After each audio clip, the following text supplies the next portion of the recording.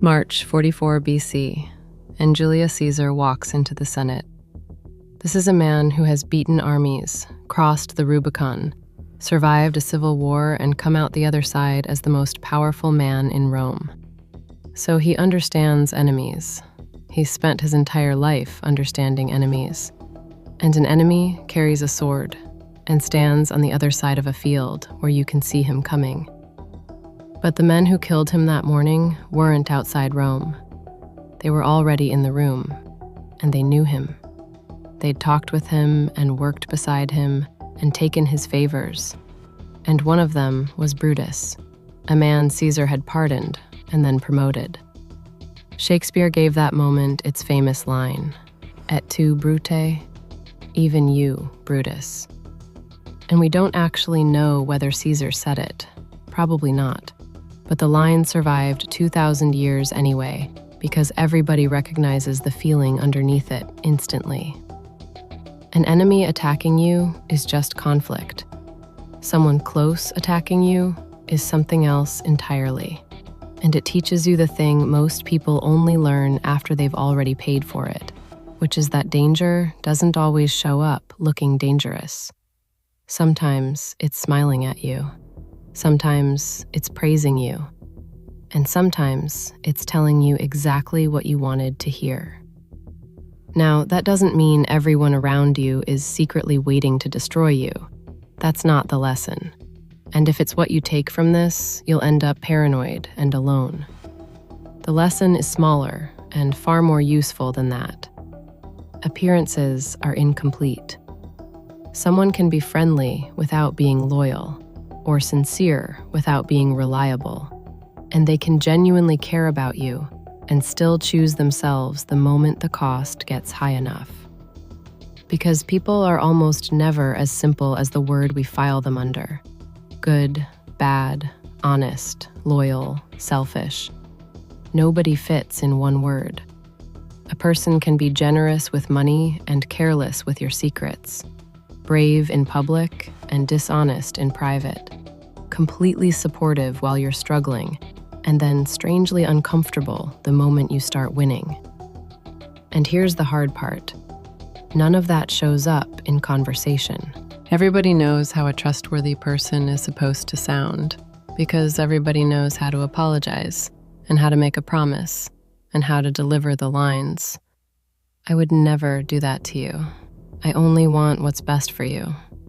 You can always depend on me. And maybe they mean it. Genuinely, that's possible, and it happens all the time. But here's the thing about sincerity. It only has to last a moment, while character has to survive changing circumstances. Someone can sincerely support your ambition while your success is still far away and theoretical, and the real test only arrives when your success starts affecting their status.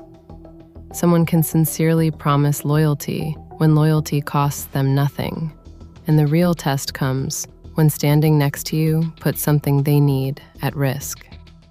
Someone can sincerely regret hurting you, and the real test comes the next time they're offered the same temptation. Which is why one emotional conversation should never outweigh a repeated pattern. The apology matters, and the explanation can matter, and intentions matter, but none of them erase behavior. And if you want to see this at maximum scale, look at 1939, when Hitler and Stalin shocked the world by signing a non-aggression pact. Nazi Germany and the Soviet Union publicly agreeing not to attack each other. For Stalin, it bought time, and for Hitler, it meant he could invade Poland without fighting on two fronts. The document existed, the signatures were real, and the promise was public, where everybody could see it. Less than 2 years later, Hitler invaded the Soviet Union. So that promise never revealed loyalty at all. It revealed what was useful on the day it was signed. And that's not unusual in politics, or in business, or in your own life, because people commit inside one set of circumstances, and then the circumstances change. The cost goes up, or a better offer appears, or they get frightened, or their status gets threatened. and suddenly the person who promised you one thing is explaining at length why they had no choice but to do another. You don't have to assume every promise is a lie. You just have to stop treating a promise as finished evidence. So listen to what people say, and then watch what they repeatedly choose. Words tell you who somebody wants to be. Patterns tell you who shows up when wanting isn't enough.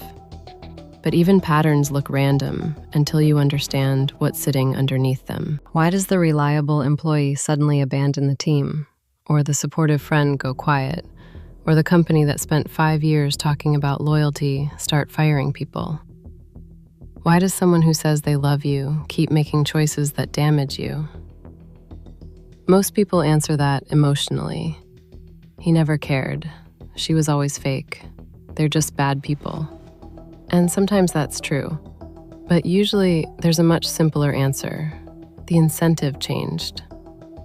Every decision a human being makes sits inside a field of pressure, which is really a set of quiet questions. What do I gain here? What could I lose? What does this cost me? What does the room around me reward? And what happens to me if I say no? Money's the obvious one, so let's get it out of the way. Belonging is an incentive, and so is approval. And so is status and comfort and not being embarrassed in front of people whose opinion you need. And the strongest one of all is usually protecting the story someone tells themselves about who they are. Now, understanding incentives doesn't mean believing everyone is selfish. And that's the mistake people make with this idea, the one that turns them cynical for no reason. Because a parent who sacrifices everything for a child is still acting on something that matters enormously to them. And a person who helps a stranger genuinely values compassion. And a soldier who risks his life is doing it because loyalty means more to him than safety does. People act generously because generosity serves what they value. So the point was never that every good act hides something rotten. It's that behavior makes sense the moment you work out what the person is protecting. Take a company that tells its staff, "We're a family here." And let's assume the people saying it genuinely feel that way. But look at the sentence, because a family sacrifices, and a family stays loyal through hard times, and a family gives more than any contract could ask for, which makes that language extremely useful when a company wants people to work late, accept less, and be patient. So the question isn't whether they meant it. The question is what happens when profits fall, and whether the organization then behaves like a family or behaves like a business. The answer tells you more than a slogan ever will. And the same thing runs through ordinary relationships, because when somebody tells you they're worried your new opportunity is too risky, maybe they're protecting you. That's real, and it happens. But maybe your growth changes the relationship. Or maybe they're comfortable being the successful one, or they like being needed, or your independence threatens the role they've had in your life for 10 years. You can't judge the advice until you understand what your decision changes for them. So the most useful question usually isn't, do they care about me? Because they might care enormously, and that isn't the variable. Ask instead, what happens to them if I choose this? Because people can love you and still have interests that run against yours. And institutions can value you and still replace you. And friends can celebrate you and still feel something sour underneath it, none of which makes them evil. It makes them human. And once you accept that, you stop leaning on emotional reassurance and start looking for something better, which is alignment. A strong relationship isn't one where two people promise never to hurt each other. It's one where honesty and cooperation keep getting rewarded. A good partnership makes betrayal expensive and trust worth having. And a good workplace doesn't just ask people to behave ethically. It builds systems that don't punish them for it. Because when a system rewards the wrong thing, even decent people start adapting. Pay people only for speed, and quality collapses. reward politicians only for attention, and outrage becomes the smart move. Reward platforms for watch time, and the most emotionally addictive material floats to the top. Nobody has to conspire. The incentive does the work on its own. Which leads straight into the next mistake, and this one is expensive. A lot of people believe that if they stay talented and honest and hardworking, the right outcome eventually arrives. And sometimes it does. But value doesn't announce itself. Nikola Tesla understood electricity in a way that changed the modern world, and his work on alternating current is a large part of why long-distance transmission became practical at all. But an idea doesn't install itself into a city. It needs financing and factories and engineers and public trust and a commercial system to carry it. George Westinghouse saw what Tesla's patents were worth and had the industrial machinery to actually build them, while Thomas Edison understood something different. And this is the part that matters. Edison understood that inventions don't only compete on how good they are, they compete through money, publicity, influence, and fear. So what gets remembered as the War of the Currents wasn't genius against ignorance at all. It was one complete system against another, because Tesla had the technical imagination, and Westinghouse had capital and infrastructure, and Edison had fame and organization and an instinct for controlling what the public believed. The best technology did not simply walk into the world and get handed a crown. It had to be translated into power. And this is the part hardworking people hate hearing, because you want the work to speak for itself. Work doesn't have a voice. People speak for it, and reputations carry it, and relationships put it in the right room, and communication explains why it matters. Which means you can create an enormous amount of value and stay completely invisible while you do it, while somebody else creates less, but understands how decisions actually get made. They say what they want, they keep a record of what they did, and they build trust with the people who hand out opportunities. So when the opportunity comes up, their name is already in the room. You can call that unfair, and sometimes it genuinely is, but fairness doesn't get stronger because you waited quietly for it. There's nothing dishonest about making your contribution visible, nothing arrogant about explaining what you achieved, and nothing immoral about asking for something directly. Humility doesn't require you to disappear. The real danger is letting one person or one company become the only judge of what you're worth, which is what leverage actually is. Skills are leverage, and savings are leverage, and options and reputation and relationships are all leverage. And the ability to walk away is the biggest one there is. Because leverage isn't mainly the power to force somebody else. Usually it's just the power to not be forced yourself. A person with no alternatives has to accept conditions that a person with choices can turn down, which is why two people can stand under the exact same rule and live in completely different worlds.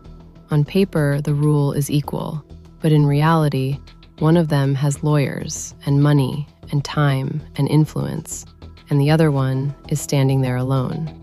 So one negotiates while the other obeys, and one makes a mistake and gets another chance, while the other makes the identical mistake and it defines them permanently. Power changes how a rule is experienced, but that doesn't make rules worthless, and this is where people take a wrong turn. Civilization depends on rules, and so does trust, and so does cooperation. The problem starts when people assume that if something is legal, it must also be right. 1930, and the British government controls salt production in India, where salt isn't a luxury and isn't a symbol, it's a thing you physically need to stay alive. So Gandhi picks that. Of everything available to him, he picks salt, and starts walking toward the coast with a small group of followers, and more people join along the way. He reaches the sea, and he bends down, and he makes salt. That's it. That's the whole crime. A man picked up salt. And that's exactly why it worked, because it showed you the size of the thing. An empire claiming ownership over something ordinary people needed to survive. Gandhi wasn't arguing that you ignore laws whenever they're inconvenient. He was arguing something narrower and harder, which is that obedience doesn't remove responsibility. Because a rule can hold a society together, and a rule can also protect an injustice. And an instruction can coordinate 1,000 people, or it can help 1,000 people avoid thinking. I was only following policy. My manager told me to. That's just how the system works. Those sentences might explain why somebody did something, but they don't make it right. And some of the worst systems in history ran on ordinary people dividing responsibility into pieces so small that nobody ever felt personally accountable for any of it. One person wrote the instruction, another approved it, another moved someone from one place to another signed a form. Every single one of them did a small job, and the machine they were part of produced something monstrous. And every one of them could say, "I only handled my part." Which is why you can't fully outsource your conscience, and why you have to ask what your obedience helps build. Not every rule deserves rebellion, and not every instruction deserves refusal. Most of them are completely fine. But you stay responsible for noticing the difference between order and injustice. And notice why Gandhi's protest carried the weight it did. Because the target was chosen carefully, and the injustice was visible to anyone. And the resistance was nonviolent, and the people breaking the law accepted what happened to them for it. Which is not the same thing as ignoring rules because they're annoying. Courage isn't doing whatever you want. Courage is accepting a cost for something bigger than your own comfort. And cost is exactly where character becomes visible, because anybody can claim loyalty when it's free, and anybody can defend a principle that happens to benefit them, and anybody can support your success while it's still hypothetical. You only find out what someone is when something valuable has to be given up. Which brings us back to that room in Rome. The men around Caesar had shared campaigns with him, and rooms, and conversations, and political arrangements built over years. They were close to him. But closeness isn't a moral quality. It only describes distance. Someone can be standing next to you because they love you, or because they need you, or because your power protects them, or because they're waiting for a better offer. And you don't find out which one it is by measuring how warmly they talk. You find out when your interests separate. Now, that doesn't mean trust nobody, because a person who trusts nobody isn't wise. They're just alone, and they got there on purpose. What you want isn't less trust, it's accurate trust, and accurate trust is specific. Someone can be great company and terrible with a secret, or reliable at work and careless with your feelings.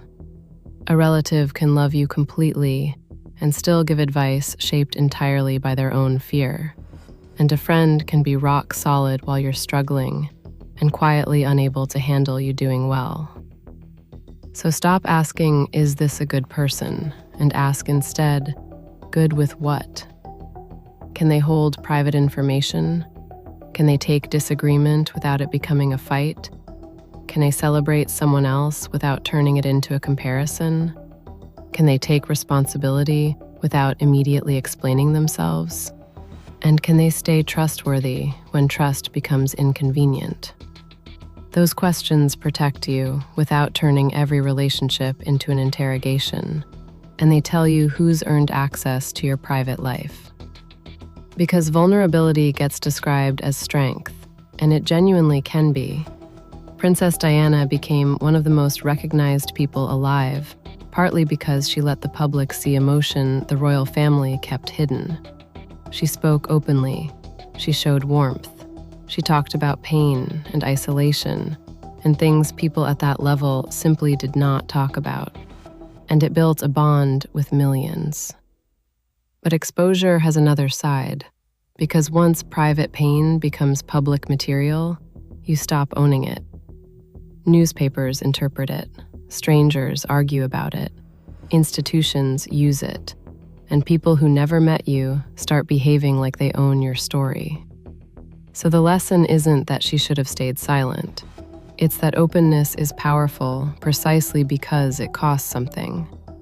Vulnerability is information. With the right person, it creates intimacy, and with the wrong person, it creates leverage. Tell somebody your deepest insecurity, and you've just shown them the exact spot where words can hurt you. A safe person protects that, and an unsafe person remembers it for the next argument. Tell somebody about an ambition you haven't started yet, and they might encourage it, or they might put doubt into it before the idea is strong enough to survive. Tell somebody what you're most afraid of losing, and they might comfort you, or they might start using it to steer your decisions.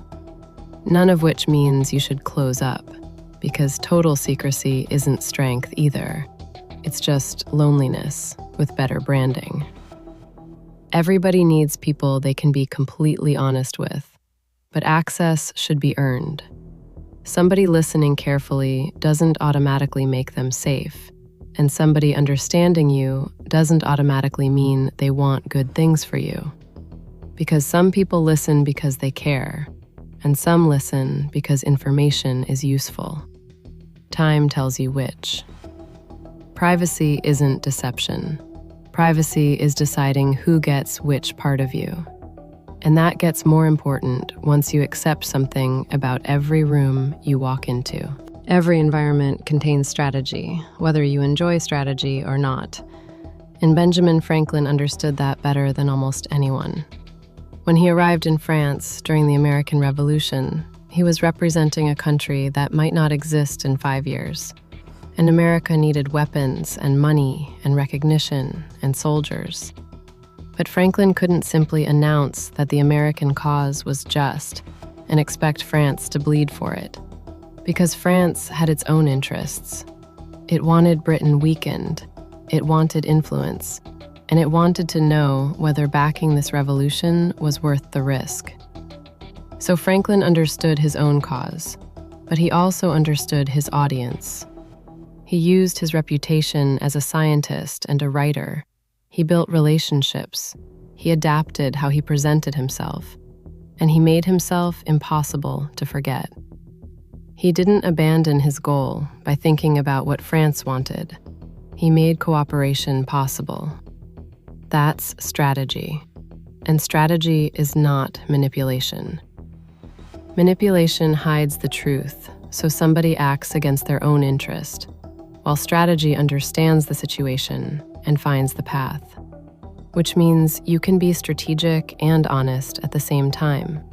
You can build a relationship without faking affection, communicate your value without inflating it, protect your reputation without inventing a personality, and understand what somebody wants while building a deal that's genuinely good for both of you. Because the alternative to strategy isn't purity. The alternative is playing without looking. You already have a reputation, including if you claim not to care about one. People are already interpreting your silence. Your employer has already drawn conclusions about how ambitious you are, and your friends have already learned exactly what behavior you'll tolerate. Every boundary you don't enforce is information about you. Every achievement you hide affects how people rate you. And every decision you refuse to make gets made anyway, by circumstances, while you wait. You're not outside the game because you refuse to look at the board. Machiavelli got famous for writing about power without pretending people always use it nobly. But studying power doesn't mean accepting everything he concluded. The point isn't to become ruthless. It's to stop confusing innocence with virtue. An innocent person doesn't understand the knife. A virtuous person understands it completely and chooses not to use it unjustly. That difference is the whole thing. So don't walk away from this thinking every promise is a lie. Because some people keep promises when it costs them badly, and those people exist. Don't think every friendship hides competition, because some people will celebrate you like it happened to them. Don't think every institution is corrupt, because plenty of systems were built by people honestly trying to make something fair. And don't conclude that kindness makes you weak, because kindness with judgment attached is one of the strongest positions a human being can occupy. The danger was never kindness. It's kindness with no boundaries, and trust with no evidence, and loyalty with nothing coming back. Hard work nobody can see, obedience with the conscience switched off, vulnerability handed to whoever happens to be standing there, and principles you're not actually willing to defend. Caesar understood armies. Gandhi understood moral authority. Tesla understood invention. Franklin understood influence. And Diana understood human connection. 5 different kinds of power, and underneath all of them, the same thing. The world doesn't respond to what you intend. It responds to what you demonstrate, what you tolerate, what you protect, what you let people see, and what you're willing to refuse. So you don't need to get colder, you need to get clearer. Listen to promises, but remember patterns. Care about people, but understand incentives. Do excellent work, and then make sure somebody can actually see it. Respect the rules, but keep your conscience awake. Trust people, and let that trust grow out of evidence. Be vulnerable, but choose the hands you hand it to. Learn how the world works, without letting the world decide who you turn into. Because awareness without principles just makes you a manipulator, and principles without awareness makes you a target. You need both, a mind that can see the game and a character that doesn't get corrupted by winning it.